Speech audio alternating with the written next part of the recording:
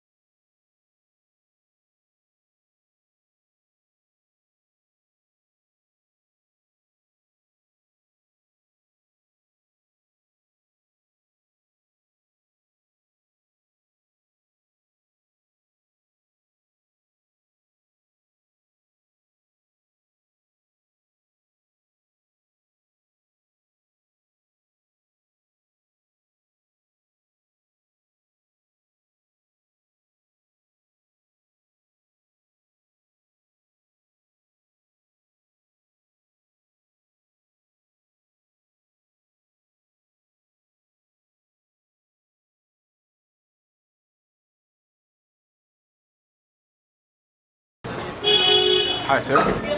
Hello, my friend. Where are you from? Paris, France. France? Yeah.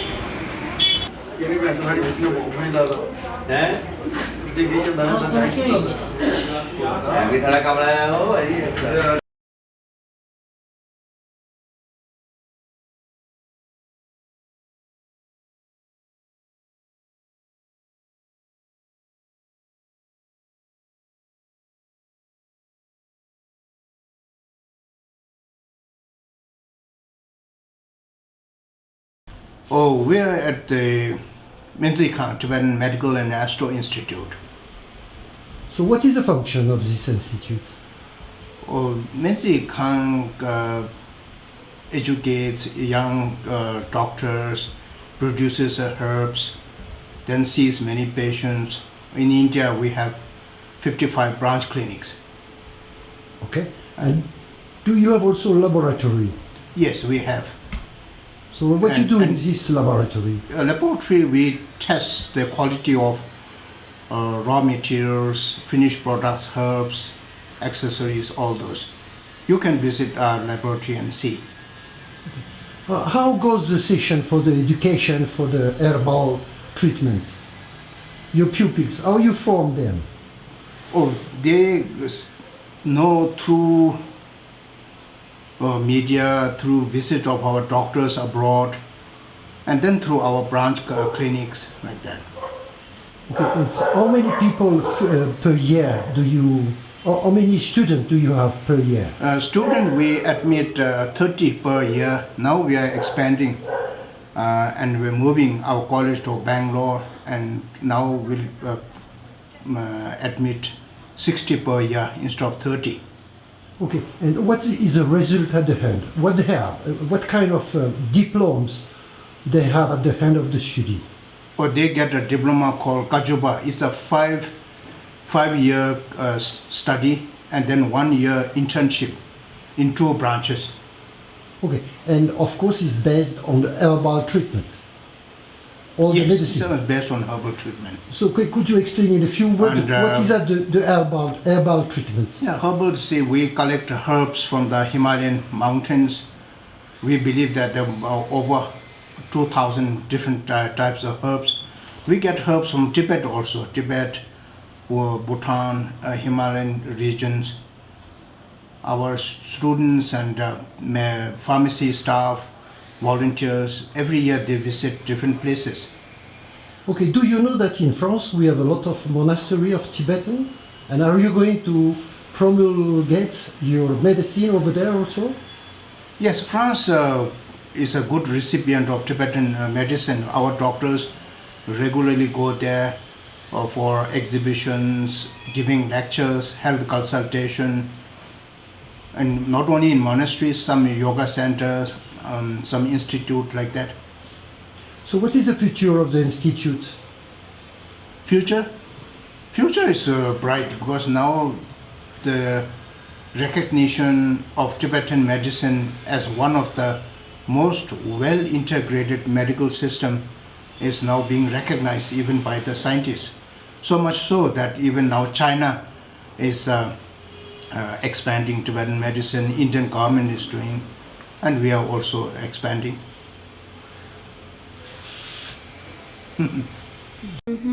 So when we talk about the objective or aims of this clinical research department, then we mainly conduct research to check the efficacy of Tibetan medicine.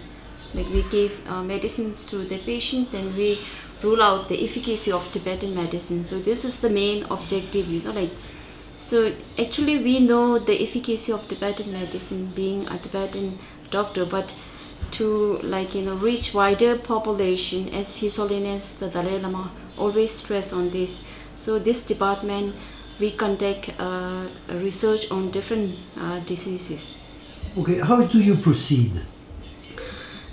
As I stated before that, we select the patient, most of our research are clinical research, that too randomized clinical research, so we categorize the patient into two groups, control group and treatment group. So we compare between the two groups, to check the efficacy of Tibetan medicine. So I guess you have some people that analyze in laboratory what the efficacy through chemical study. Yeah, we have done some cell line studies, on cancer, anti-cancer agents, so we have also good result on that.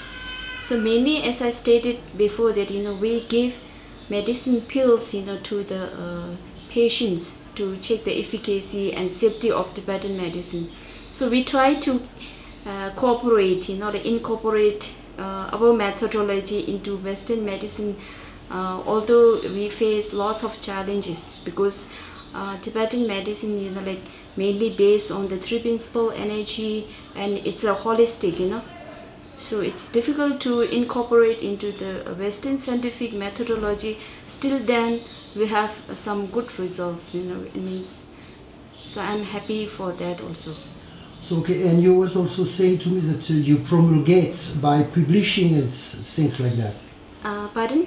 You are also publishing stuff, Yeah. through review, Yes. magazine and everything. Yeah, How do you yes. proceed for that? So after we conduct research, then if research shows some good significance, through statistical analysis, then we submit our research articles to the journals.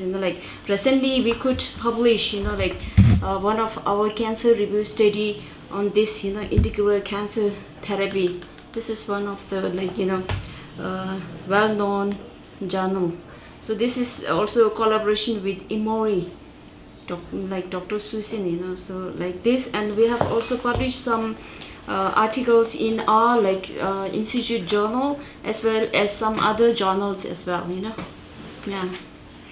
This is we have published on efficacy and safety of Tibetan medicine in the treatment of hypertension. So you publish in how many languages? Just in English or in other language? In English, we have published other articles on diabetes, which was the collaboration research between Khang and the All India Institute of Medicine. It was published in Diabetes Care, the journal.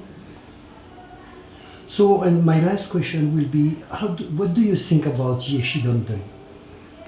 Yeah, I would say he's very renowned and amazing, physician.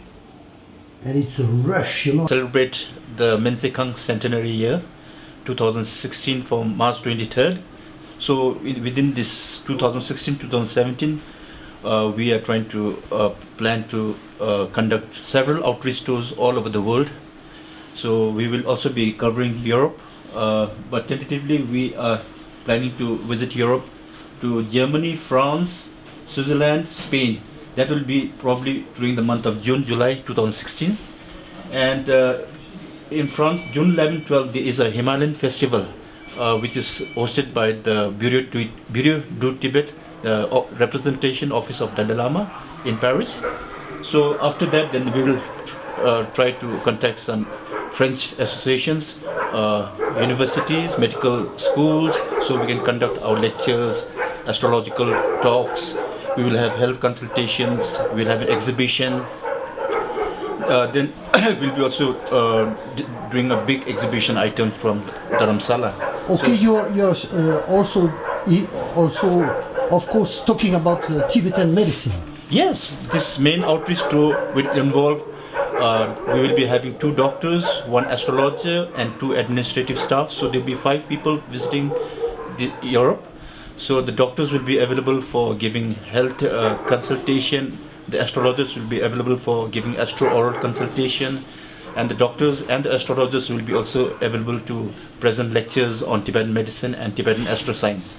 Okay, if I understand very well, the Tibetan medicine is a conjunction of course, a treatment with the herbal, but also with the treatment of the spiritual. Yes, it's a combination of that. So the respective doctors will be giving the lectures as per the requirement of the respective organizers. So we have sent all the lecture topics and the synopsis to the respective doctors. So they will discuss with the medical school, the universities, so where they want, which topic is good. So our doctors will cover all those topics. Meen Khang is in Tibetan. Meen means medicine.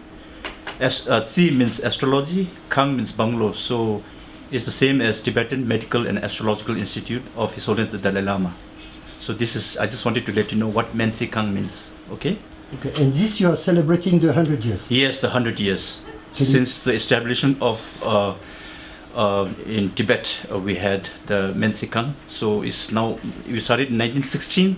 So 2016 is 100 years of achievement. So we'll be having a very special and commemorative events all over India and outside India too.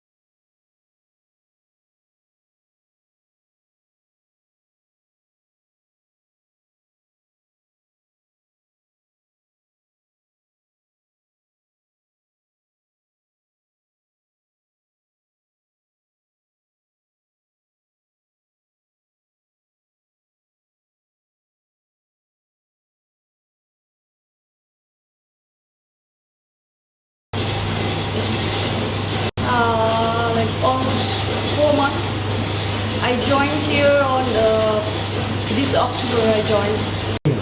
I've been working here like almost 5 months. I 5 months since 4 months. I've joined here on last October 2015. Okay, what is your formation? Right now I'm doing a phytochemical test I'm doing, Yeah. in which we have to check whether there's presence of alkaloids.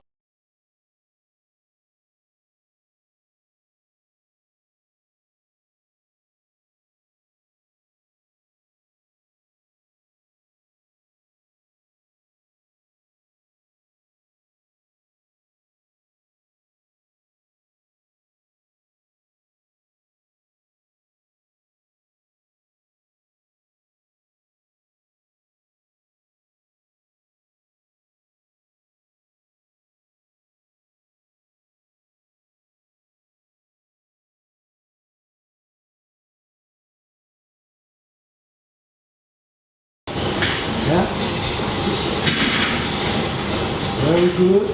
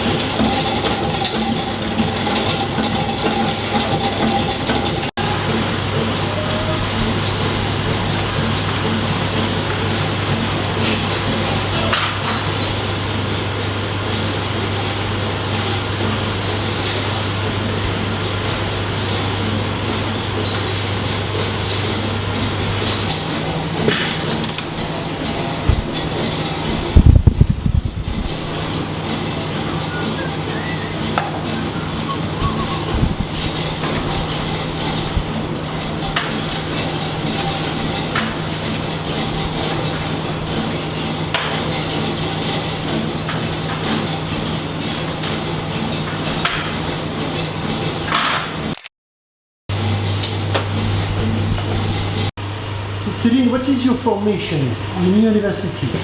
Okay, I did master in organic chemistry, and then I did 1 year internship as a chemical analyst in Mcleoganj, and then afterwards I came here to work in a quality, the same quality control department as a chemical analyst.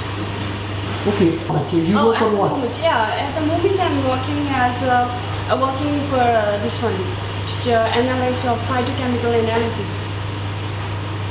I'm doing phytochemical analysis for the sample which we got, and these all are a finished product. Once we get the finished product, we have some kind of some criteria, some specifications through which we'll do the rest of the analysis. So, for example, we have right now I'm doing phytochemical analysis. We have physiochemical analysis, and we have some microscopic and microscopic analysis, which is being done by my colleague. And as I'm a chemical analyst, we'll do mostly the chemical related tests. Like right now, I'm doing phytochemical analysis in which we have alkaloids. We have to check whether there's a presence of alkaloids, carbohydrates, tannins, glycosides, and proteins.